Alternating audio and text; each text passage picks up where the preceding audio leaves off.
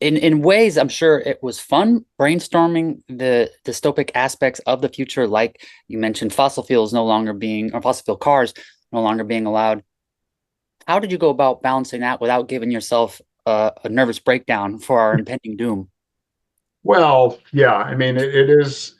I think we are entering in your lifespan and to some degree mine, we are entering some really interesting periods and challenges.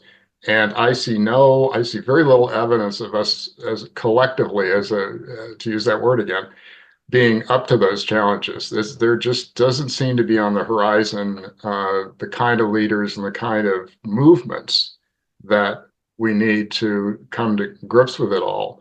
So yeah, that's sort of a gloomy perspective, and part of the reason I wanted to have a heroine like Marion who takes the reins in hand and decides she wants to do something about a crisis.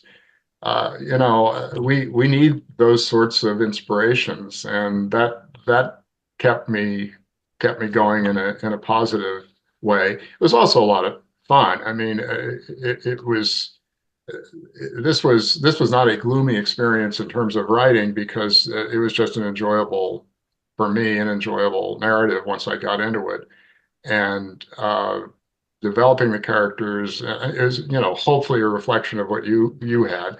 Developing the characters and developing the storyline was, a blast. But there's no question the underlying subject matter is realistic enough, and I wanted it to be realistic enough to be troubling and to be a warning, a foreshadowing of things that we are, I don't think, are grappling with nearly well enough.